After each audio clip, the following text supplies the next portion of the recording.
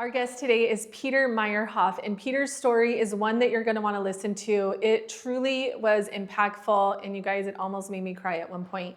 He talks about his story growing up, but how he was in prison for 12 years, and now he's on the other side of it and has a family. This is a story of redemption, of hope, and I think anybody that's going through a hard time needs to check it out.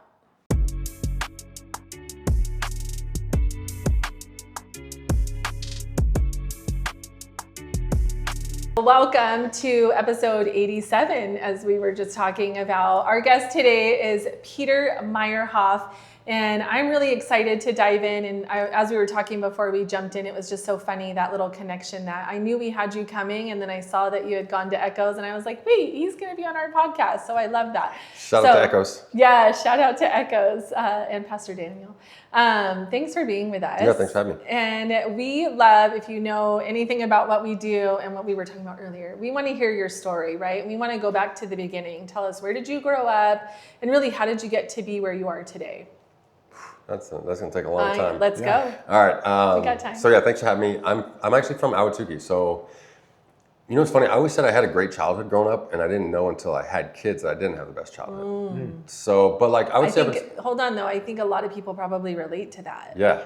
Crazy. Okay, go. For sure. Which is like, and that's another thing too. Is like I talk a ton about sobriety and all that stuff. And now that I have 2 new kids, like I'm all about like parenting, making dads be good dads, and making parents just be great parents. So there's nothing more important. Which is huge. And again, not to go off on a tangent, but fathers in a home is so impactful.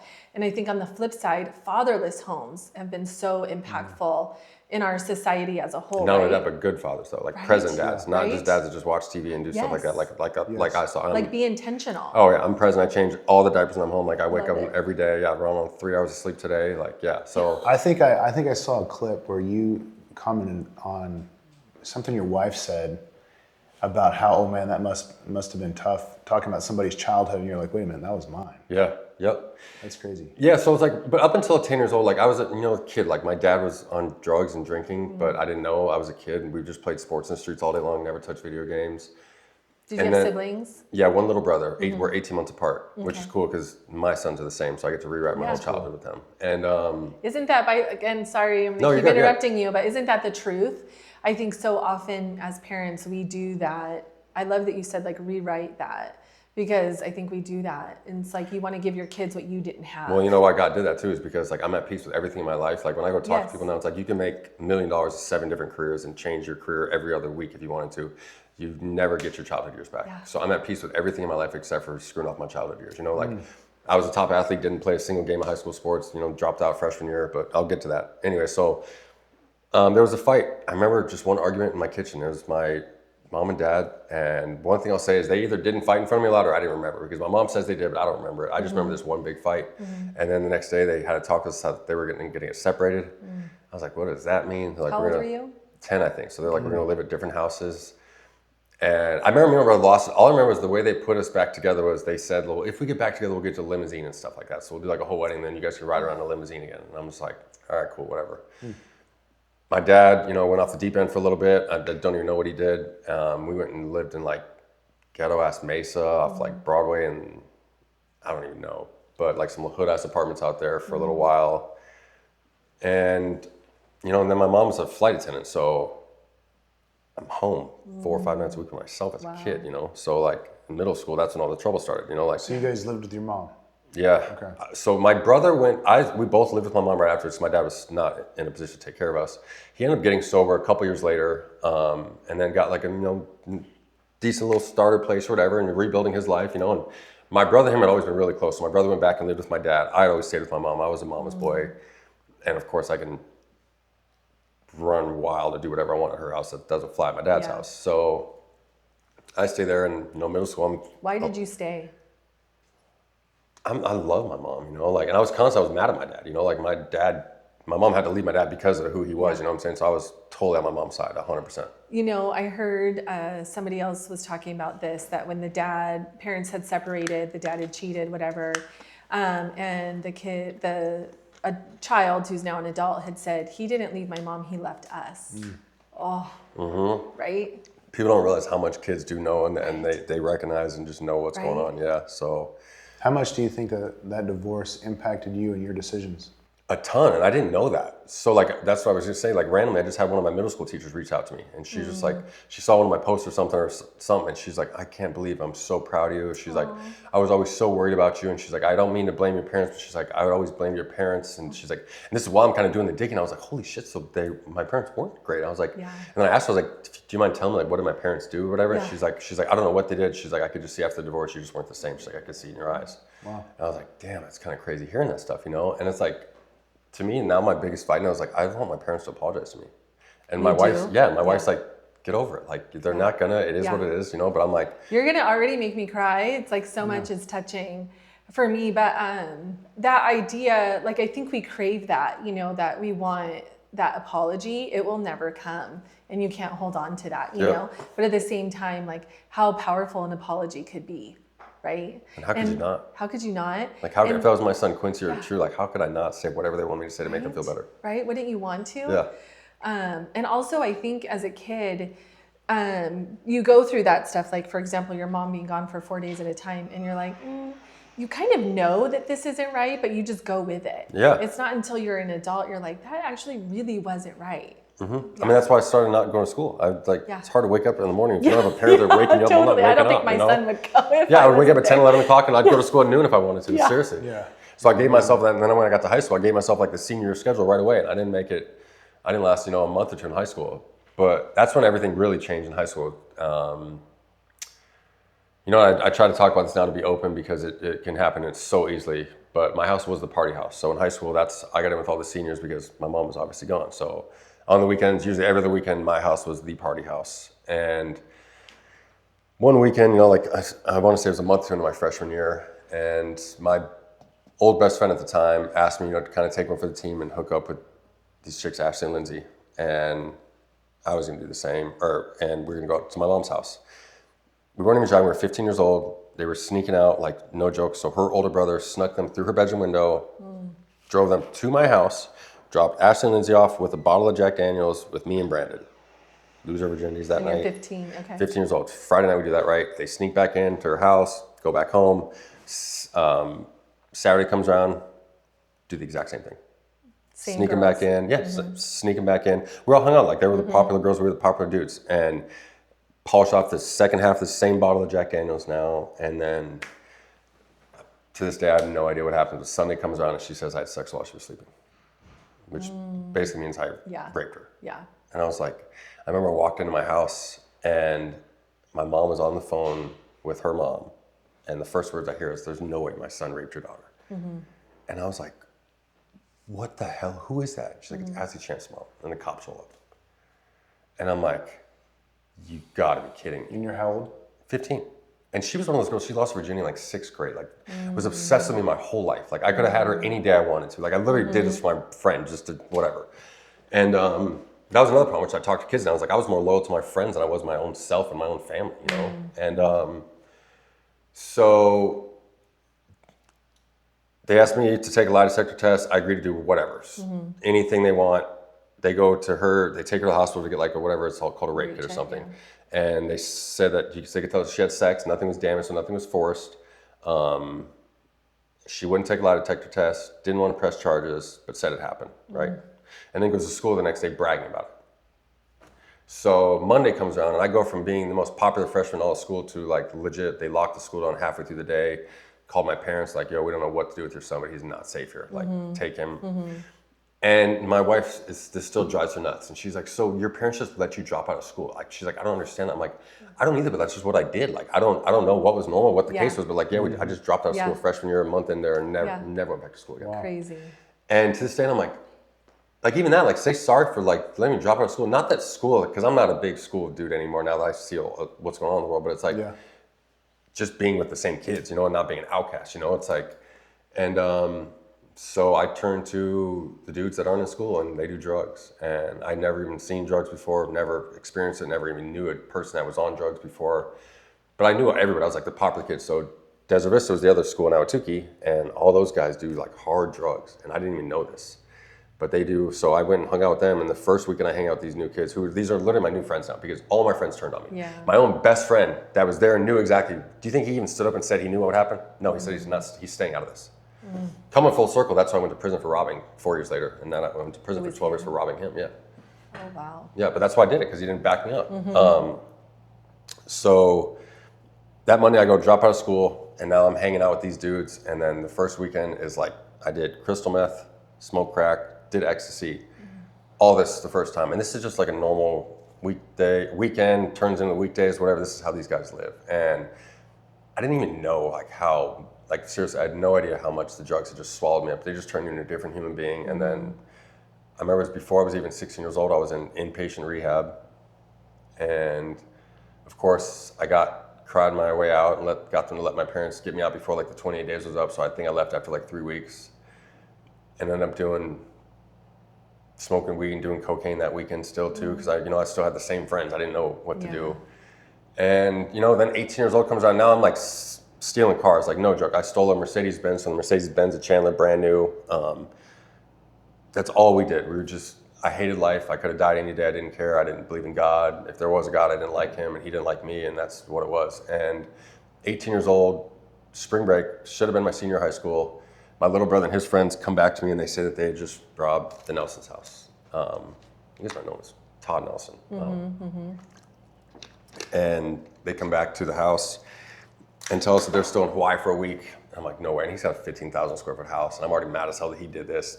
His little brothers, my little brother's friends, they're all those spoiled, rotten, rich kids. So that's what's crazy. I went to prison for 12 years for burglarizing a house that was already burglarized. Crazy. I took a drill, a snowboard, Jordan basketball shorts, and Jordan sandals. Crazy. Never left the garage. And I got 12 years in prison for that. They caught you before you left the house? No, we went home and we had everything. So like my co-defendants, I went with 3 friends. I didn't leave the garage. They went up there, and that's what screwed us. They took jewelry, it's like $300,000 worth of jewelry, like expensive stuff, right? And then like when I came back home, like this is like, I don't even have, like my drug dealer doesn't even have money to buy this stuff. Like what the hell do we do with this stuff? So like literally we had to stash it when everyone didn't even know what to do with it. I get arrested on a probation violation, and then just like they do, there's 10 kids involved. 9 of the kids all say it was me. Even my brother's friends say that I told them I did it. They were all sleeping at my mom's house. So everybody put this whole thing on me. And of course, I'm like this little tough badass kid. So I'm like, I ain't saying shit to you guys, And they said they're gonna make an example out of me, and they did. So everybody had only got, my co-defendant got caught selling jewelry to pawn shops. So he had 3 more class 3 felonies than me, but he told him where the jewelry was and told on me. So he got 2.5 years. Another kid got 9 months in jail. Nobody else got any time, and I got 12 years in prison for the same crime. Wow. So how do you make sense of that today?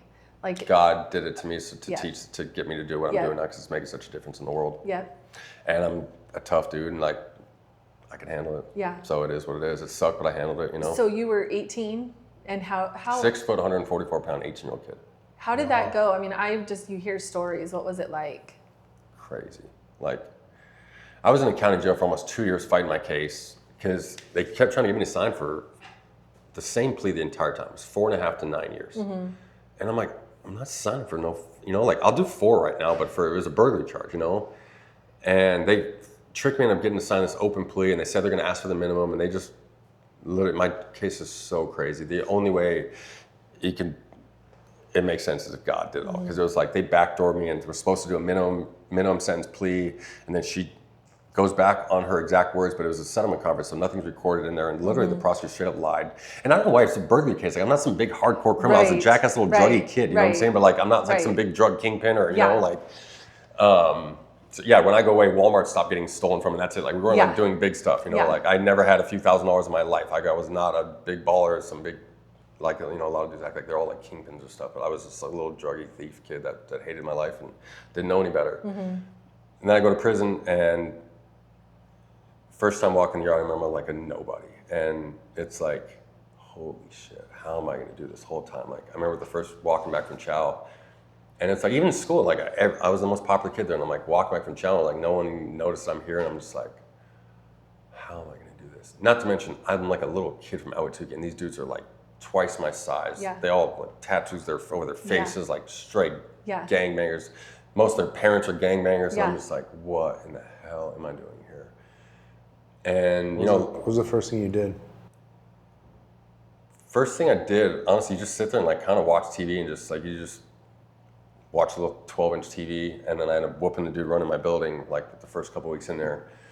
You gotta. Got into a fight with the dude running my building. And it's, so when you get there, they run the whole rules down to you. And he tells you, he's like, this and all that, you know, and he's like, do you know why they call it a sucker punch? No. Because you're the sucker if you get punched. Oh. So he's like, so if anybody pops off on you or argues with you or anything like that, you just take off on them. And I'm like, we can do that? He's like, yeah, this is prison. I'm like, and this is like, now I'm getting the rules for the next 12 years of my life. And I'm just like, dude, this is no joke, man. You know. But luckily, I did used to box, so it kind of saved my life in there. Because I was a little pretty boy, so they thought they could like punk me and like, you know, talk crap to me. And that's what the dude running my building did. And I was like 160 pounds back then. Like, I'll show you pictures afterwards. I didn't even look like the same person. And beat the brakes off this dude. And then the next day they come out, and now it's like all the OGs that like didn't know me. Now they heard what's going on, so now they're literally waiting outside my building to shake my hand and say like, "What's up, youngster?" and like learn, find out what my plan is. So it's true if you go at somebody, it gives you street cred, I guess. Absolutely. So you basically have to do that. Well, you don't have to be. You're just gonna be a lame, and no one's gonna respect you or know what you are. But you can, like people always ask, like, could you be a lame and do nothing? Yes, you can, but no one's gonna respect you. And if you need some help on something, no one's gonna help you or protect you on anything like that. But you absolutely can if you want to. The only thing you have to do is you have to like get involved if there's a riot or something like that. But other than that, you don't have to put in work. You could read the Bible and go to church and do whatever you want. You have to get involved if there's a riot? You absolutely have to, yeah.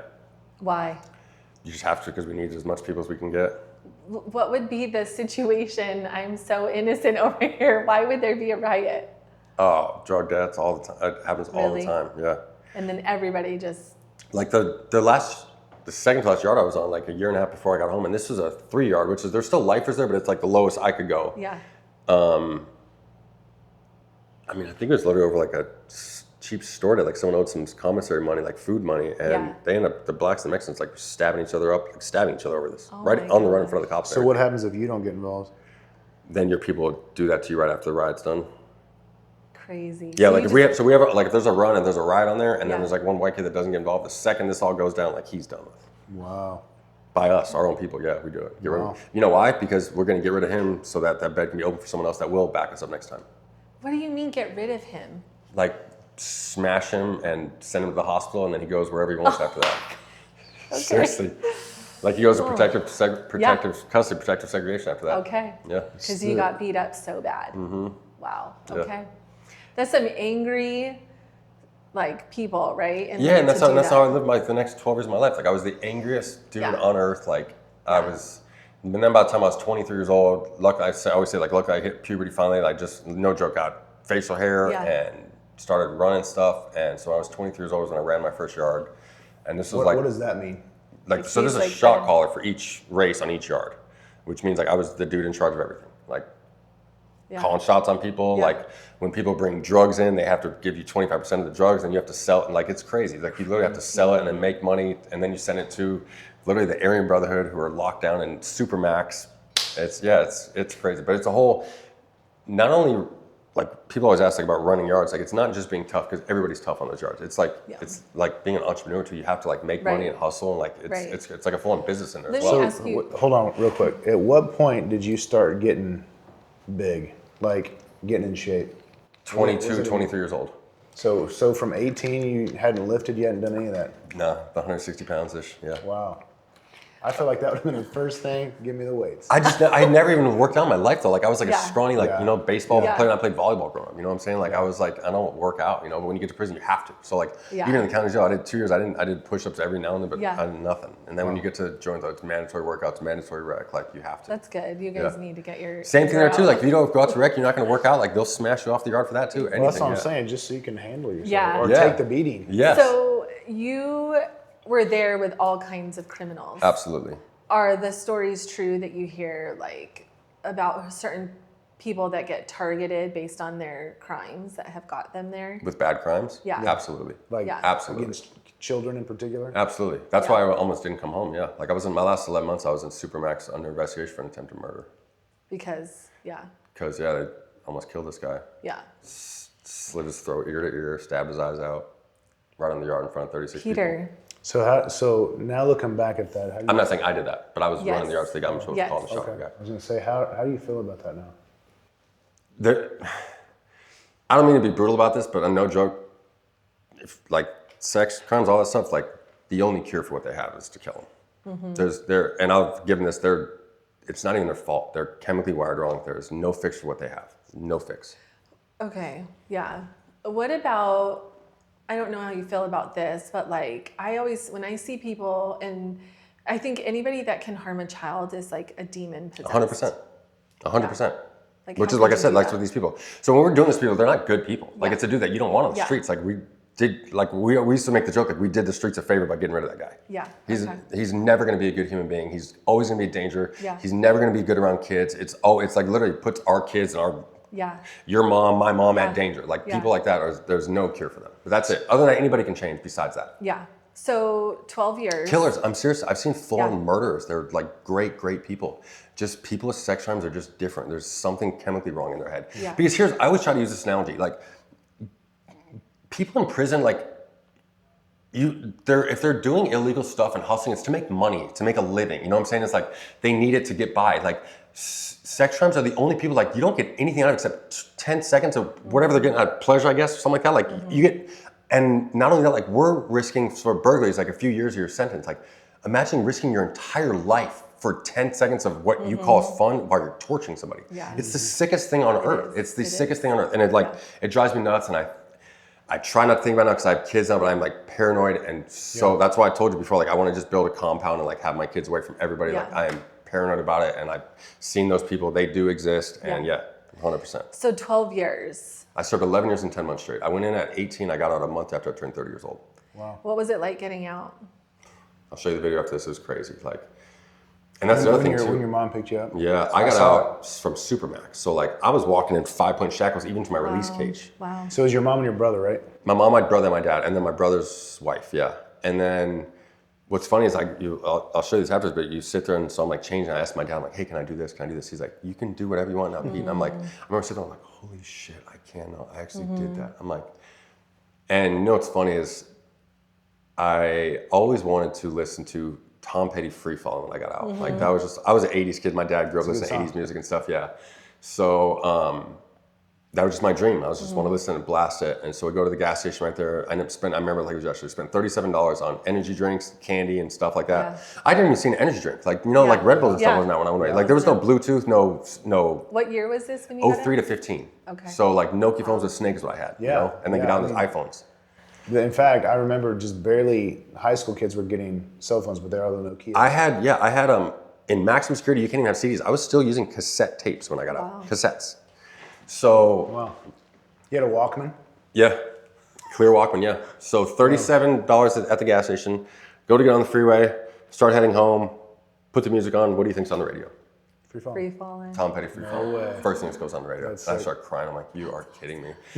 And I remember, it's so crazy, but like right then I remember like thinking I was like thinking, holy shit, maybe this is the time that the luck finally turns around for me. You know what I'm saying? Like, this is what I want to hear because I always said like I had, 12 years or 30 years of just the worst luck, the worst life. I hated my life, and I was still so mad that I never did anything with sports, like I watched the dudes that I was better at on TV, and I was just like, oh my gosh, I'm sitting here with nothing to look forward to. Do you love your life now?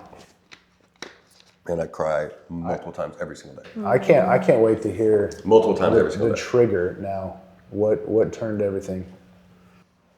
I had when I got out of prison, so think about this. I never worked a day in my life, never been to a bar, never been on a date, never done anything. And I'm 30 years old, like this big prison shock. And I got out at 6'4", 264 pounds. So I was 40 pounds bigger than this. I was just huge. And muscle. Say it again, 6'4" or what? 264. Wow. I'm 220 right now. Wow. Yeah, I was wearing 3X shirts. So you went in 6 foot 145? 6 foot 144, and I got out 6'4", 264. Wow. And so then I get out and I go party every day. That's all I want to go do. I want to pull chicks and do that stuff, And I did it, and my problem there was like, I knew I had a drug problem, but I didn't know, I thought I was going to have trouble with alcohol, but I was like, did I need to go drink and still at least have some fun with it for a little bit? So that was my thought. I was going to go have fun for a little bit and then try and figure it out after that. And then, when I would say this, I'm cool until I'm blacked out drunk, then I'll fight, I'll do drugs in front of me. And I had a fentanyl overdose, and it was just the craziest thing ever. But it was I had So I was drinking at a bar one day at Hobnob, just a buddy's bar in the afternoon time. And think about this, that's after 2 years in the county jail. So that's 25 pounds more than what I was when I weighed. But that's like 21, 22. That's how as big as I was right there. I don't know if we can show that on there. It's too small. Thank you for watching the episode. You know, our podcast is called The Real Deal, where real estate meets real life. And I love sharing these real life stories, but we are also in the real estate business. And so if you have any real estate needs, maybe you're thinking about buying or selling or wanting to invest in real estate, we would love to help you. So we go partying and then I wake up in an ambulance. And I had to go back to my phone afterwards to find out what happened. I remember I told the paramedics, and I remember right when I woke up in the ambulance, I was like thinking, I did it again. Like, seriously, like what? I didn't even, right when I woke up and I knew I was in an ambulance, I remember I didn't even turn to the guy first. I remember just thinking like, God only knows what I did now. I'm such a fucking loser. Like, why can I have just died? Like, what? I was just done living. And then I turned to the paramedic and I'm like, what the hell happened to me today? He's like, you overdosed. I was like, I don't use drugs anymore. He's like, you did today? I was like, I don't remember. I was like, we're drinking at the bar for my buddy's birthday. I don't remember anything. I'm like, how the hell did I go use an overdose?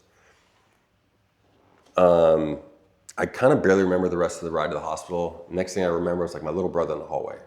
And he's on the phone with my dad. My dad's the only other sober one in my entire family. And my family's all drug addict, alcoholic losers. And my dad is sober, but he's just a dick now. And we don't even talk. And I was like, this, 31-year-old prison shot caller now, and I'm like, I remember yelling at my brother, like, why are you calling Dad? Don't tell Dad, And he's like, do you even know what happened? And I was like, I don't know what happened. All they told me is that I overdosed. The doctor comes in next too, and he tells me that I was full on dead when they found me, no heartbeat, no anything. They had to give me 7 shots of Narcan to get me back heart beating. My heart, by the time they got me to the hospital, was only beating 6 beats a minute. Oh my gosh. 6 beats a minute. Think of that, 10 seconds in between heartbeats. The only reason I lived is because God kept me here. Right. There's no other explanation for it. And then when you find out who saved me, it's even crazier. And I still don't even believe in God at this point. So then I find out my ex-girlfriend's sister is the one that found me. And she went to go tanning. She said she parked at the tanning salon, got out of the car, walked up to the door, and she said the second she put her hand on the door, something told her to go home. She turns around, goes to go home to take a nap, and finds me dead in the bathtub, purple. She said it was the worst because I was huge, so she couldn't even pick me up. So I was upside down in the bathtub the entire time. She couldn't even move me until the paramedics got there. And they saved my life, and been sober 10 years since then. And the next 5 years, I made $2 million. And Doing what? real estate, crypto, sold a couple houses. Just getting involved when you realize that, like, it sounds cliche, but I mean, you can literally do anything in the world you want. Yeah. Like, I shouldn't have anything. Like, I should have been dead 20 times over with an 8th grade education, and I'm not even somewhat smart, but I'm just proof, like, if you just don't give up, like, you can do anything. And you don't have to be smart now because you have a phone. So as long as you have smart friends, you don't have to be smart yourself, And, so I got in the car business, started killing it, making $200-300 grand a year. Did that for 4 or 5 years, and then decided to walk away. I had $1 million house, a bunch of money saved up, and I was just like, I know I'm meant to do more than sit here and do this shit, And I didn't like my job either. I was like kind of paid to rip off people, like finance managers, like you make bank, but it's because you're selling air, And I honestly had a problem with that, Like I had a couple of my last customers were single mothers, and I was like, my mom would have done this exact same shit. She made the comment to me, like, I remember this too, like it was yesterday. She's like, I can't really afford that payment, but I guess I have to, so I'll figure it out. And I'm like, God, my mom would have said the exact same thing, and then missed the payment, had, and got the car repossessed. We had cars repossessed growing up, And I was like, I remember that was the time I ripped up her contract. I lowered her payment like $100 for it, which took money out of all the money that I was going to make. And I was like, I can't do this shit anymore. I'm like, I can't live a good sober life, and then be ripping people off at work. But I didn't know what to do. I never done anything else, So I just like. So I just really quick, because you have this. You died, right? You came back, and then from there you were like, I'm going to get clean. I'm not doing that. So I'm sorry, I skipped over the part. Yeah, I was in the hospital bed, and I remember thinking it was like. Went from like so black and white. I went from thinking like, why did I survive? Why couldn't I have just died? Because I always wanted to die, but I would never kill myself because of my mom. But my hope back then was like I'd overdose one time and it was an accident, So I remember going from that thought in my head, and then this was like my God moment. I don't even believe in God. And then like literally like, I almost say like you see in the movies, like a light bulb goes off my head. It's like someone says, just get sober and figure your life out.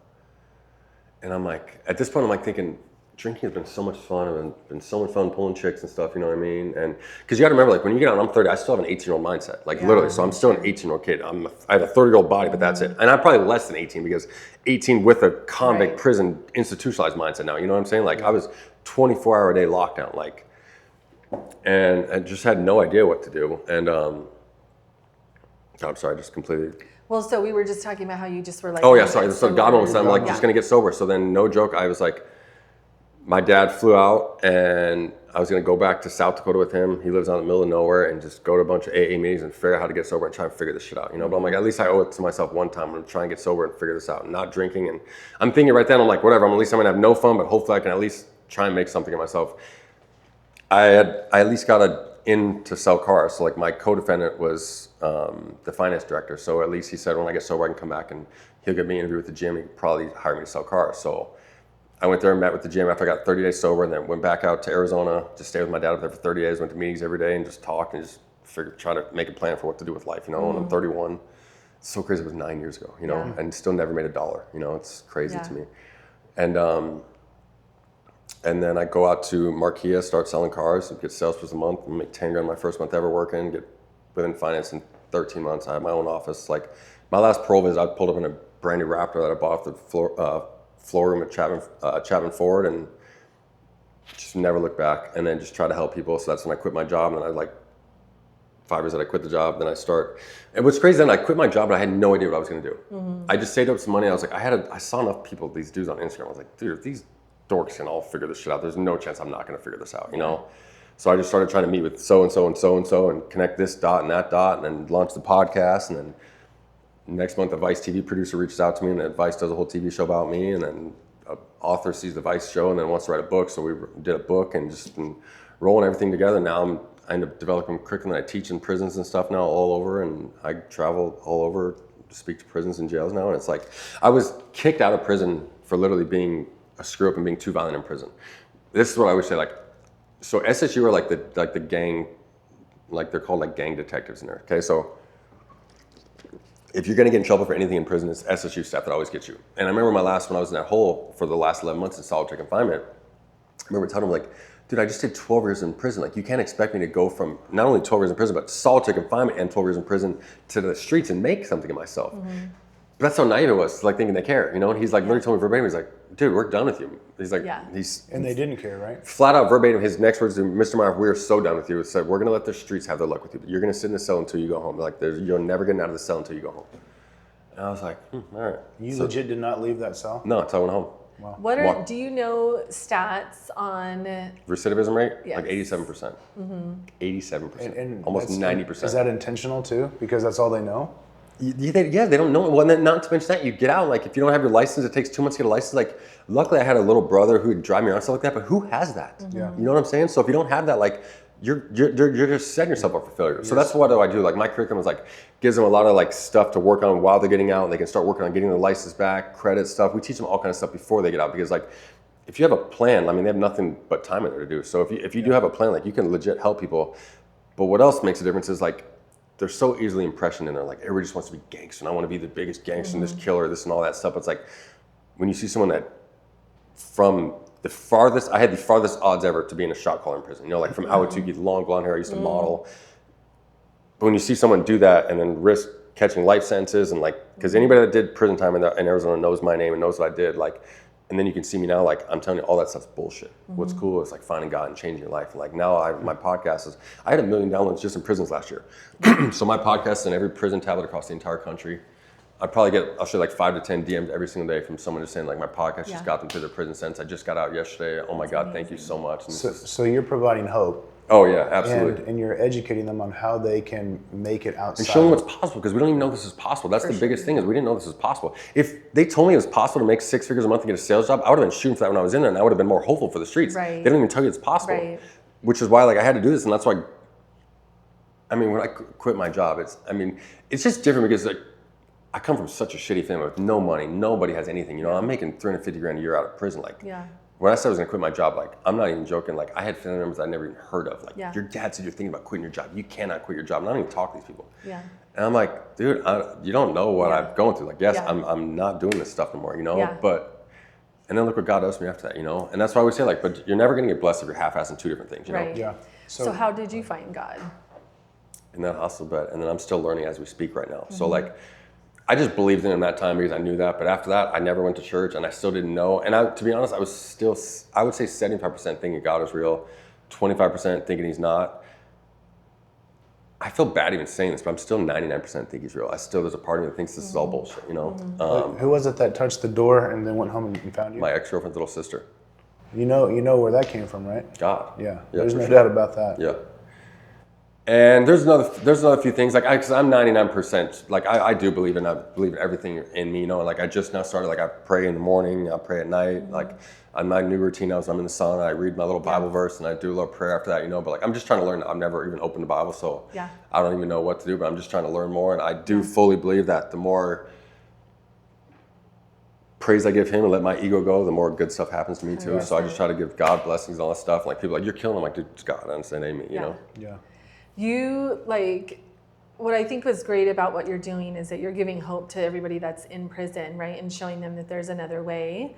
I would imagine, right, not knowing, but there's just a lot of hopelessness, like, in there. Beyond that. Like, you think, like, some of the guys don't even care if they get out or not. They're in there shooting dope, getting high the whole time when they get out. When they get out, their life sucks even worse. Like, it's real hard. And you have to worry about putting a roof over your head. Right. Like, I always say this, prison's easy. Especially for a guy like me. If you're tough, like a badass dude, like, it sucks you don't have your family or anything, but, like, it's easy as hell to go sit in a cell and just have my little youngster do my laundry, clean the cell for me, cook me my food, and do all that stuff. But it sucks, but it's easy. Yeah. This is, like, the real work. It's hard out here, you know, especially being a parent. You have to be a dad. So, like I said, I talk about all that stuff, but I'm even more proud than even working with inmates, just, like, trying to make people be good parents and be good dads. You know, I know how huge it is having both parents, and, you know, my wife didn't have a dad at all. So let's talk about that, because at what point did you meet her, and how did the family come about? Crazy. So, and I'm so curious to know how you attracted her. Yeah, so it's funny. I used to do content, but there's a gym up in Scottsdale called 5 Star. My buddy owns a gym, so they have, like, really good LED lights. So anytime, like, once a month for my content days, I would go do shoot content there in the morning, and then do podcasts in the afternoon up there, because my studio is right across the street from it. But it's, like, semi-private, so everybody's working out with a trainer there. And it's, like, the end of my workout, and I see her come walking. She's 6'1", too. So, like, I was like, I always make a joke, like, who is that Amazon-looking chick, you know? and then I look over, she's doing some warm-up stuff, and she's, like, gliding, and I was like, holy shit, and she's athletic, too. But it was, like, the end of my workout, so I, like, left, and I'm not even joking. I went to the 5 Star Instagram page, and I'm, like, looking for any black faces right here, and I was like, who is it? I'm gonna find out who that is.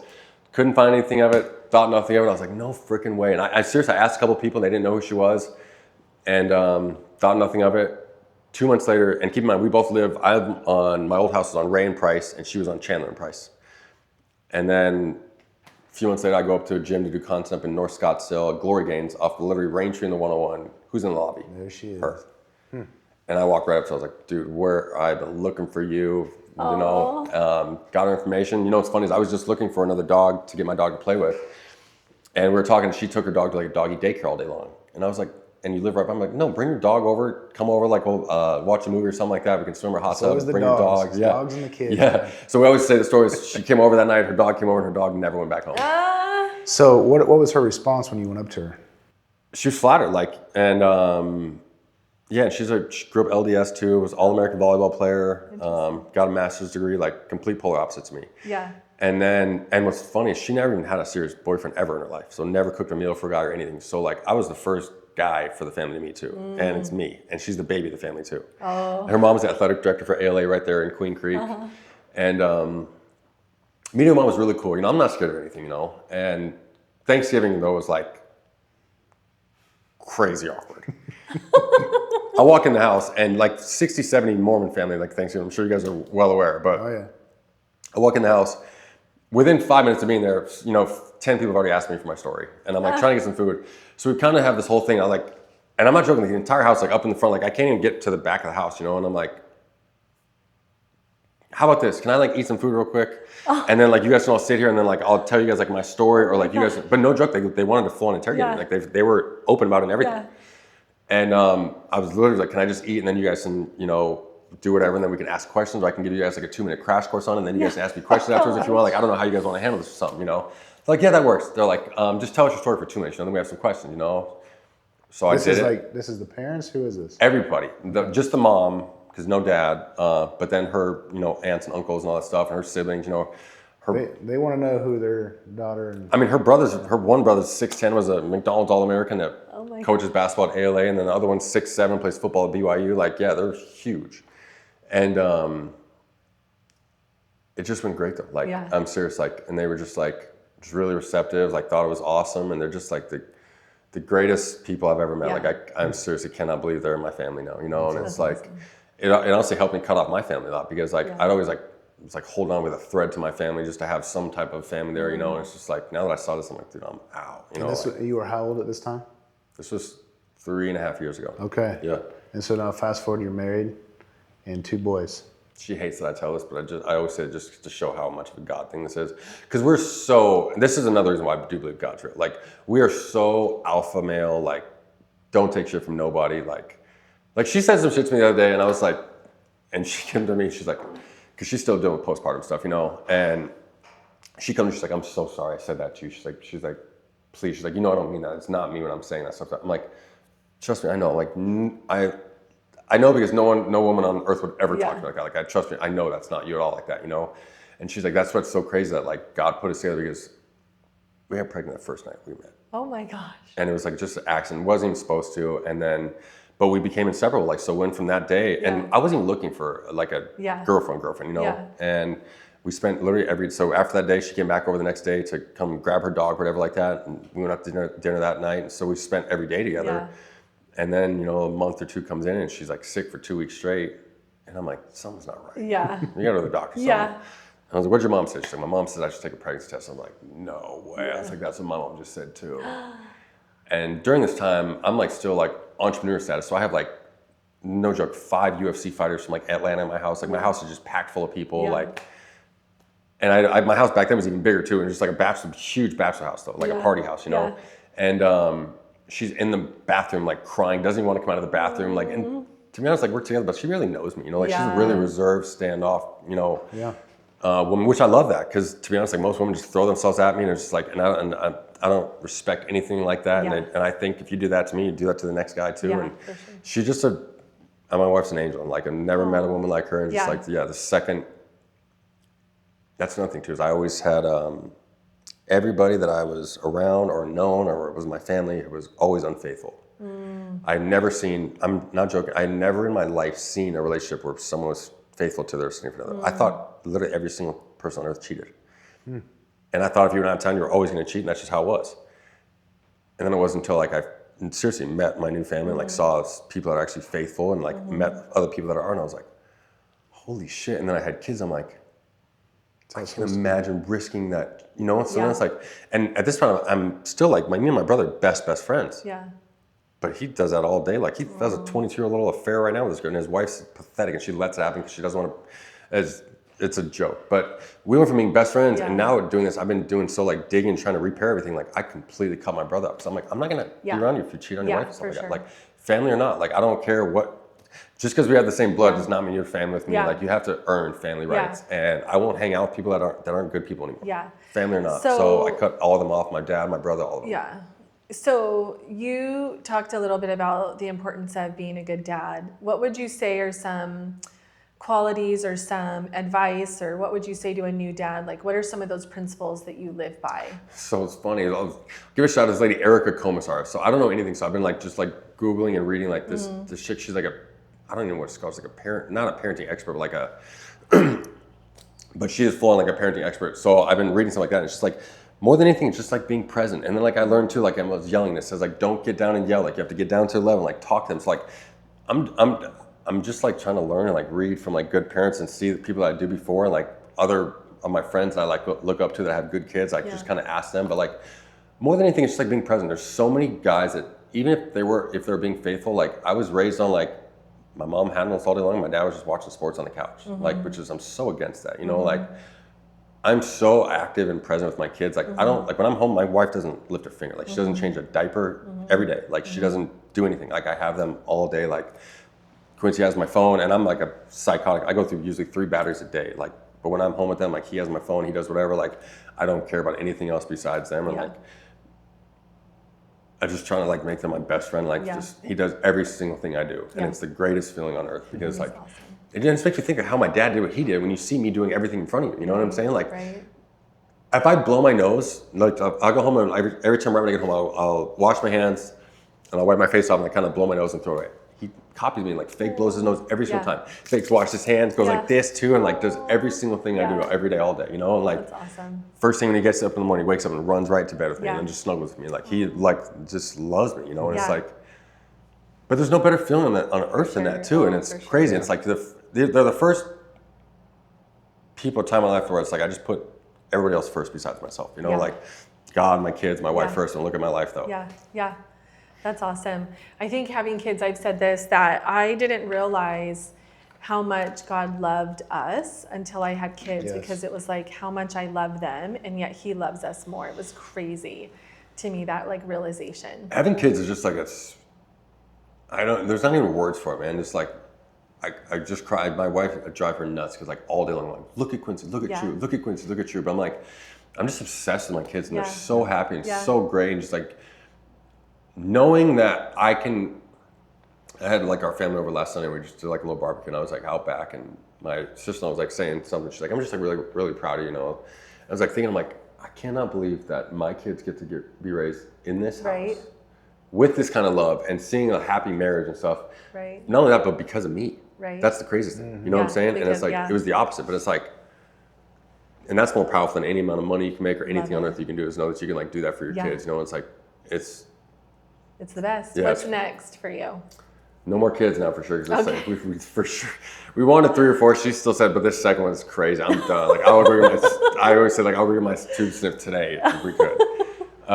He's still not sleeping the best, but so I'm going out to Utah next week to go speak at a bunch of prisons and jails. Like, to be honest, the next few years, I plan on being the biggest traveling prison speaker all around. And I just want to like literally just inspire people to change and do anything, and make people know that being sober is cool, and not drinking is cool, and being a good dad is cool. And so you're totally no alcohol at all.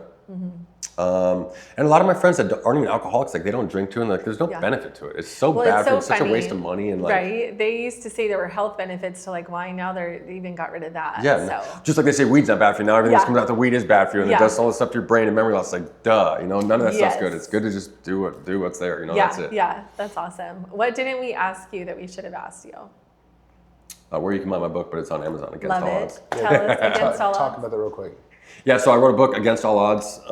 It's a best-selling book. It's a full-on, even more than this, my full life story with life lessons, a little bit of advice. There's actually a bunch of cool prison pictures in there, too. And it went really well. I'm really proud of it, too. So that's what prisons do. So when I go out to Utah, they buy my books for all the inmates, and I'll go out there and do like a book signing, and I'll talk about the book for them for a full day. And I love that. Film the entire thing, and just that. And I want to just blow this podcast up, and podcasting is where it's at. You know, like COVID and the fake news helped us all out, because people don't watch the news anymore because it's all fake. So this is where they get their information from. It's the same with me. Like, I never listened to a podcast before.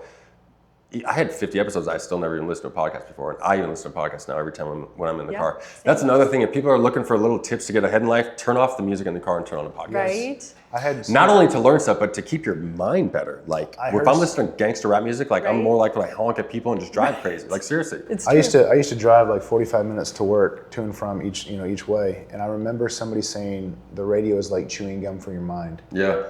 And I love music, but sometimes just turn that off and listen to something valuable. That, or I drive on silent now. And what's crazy, I'm so proud of myself, because I was such like,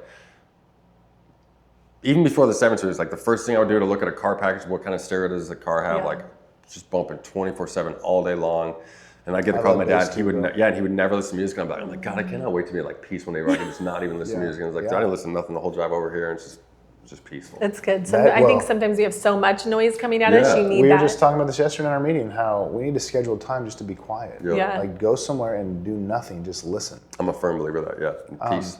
And then you're building a curriculum basically to go teach these guys, right? Yeah, I teach them. So we'll start, like I'll do like 3 Zooms and 1 in-person visit a month, just like showing them like goal planning, how to do resumes, all kind of stuff, because they don't have anything, So but they have all the awesome. time in the world to do it. And then I help them get on their routine, so like praying, meditating in the morning, do all that stuff, because you know, it's fun. Are you guys familiar with 75 Hard, obviously? Of course. Andy Vasel's thing. So when I was out there at Sold doing my last thing, I was telling them about 75 Hard, and you don't even realize probably 80% of those guys all live that on a daily basis, and it's nothing to them. Right? Yeah. That's what's crazy. That's what like, that's our mind. That's how weak we are out here. We think we can't. These dudes are all in prison, drug addicts, losers, murderers that are all living the 75 hard hours on a daily basis. Yeah. That's so good. We like to end with a little like rapid fire speed round. Yeah. Are you up for it? Absolutely. Okay, favorite color? Red. Favorite drink? Water. Favorite food? Water by itself or water with I just drink water all day. Okay. Yeah. Favorite what? Food. My wife's steak. Okay. Favorite sound? My son talking to me. I was expecting that, yeah. Yeah. Dada, like literally. Yeah. That's instantly what came to my mind. Yeah, I love that. What about a favorite book? Besides mine? Okay. Yeah. You know what's funny is I'm so ADD and so bad. Like I was in VC, which is like the violence control unit, where you don't get anything except the Bible, and I couldn't even read. Like Yeah. Really? I've read 5 John Grisham books my entire life, and that's it. So Yeah. and John Grisham, I'm a fan of, but that's it. Other than Yeah. that, I Okay, haven't so read then this might be an easier one. Favorite podcast besides yours? Besides mine, Andy Vasella is the other one I listen to. I listen to Alex Hormozy. Yeah. Who's the other one I listen to right now? Oh, you know, a really good one too is Let's Get Naked. Okay. She would be incredible for here too. Yeah. I just had her on my show, and she was on vice versa, and I thought she was a therapist or a counselor, and then come to find out she was a multimillionaire in construction as a woman. Like she is just remarkable. I love it. I love it.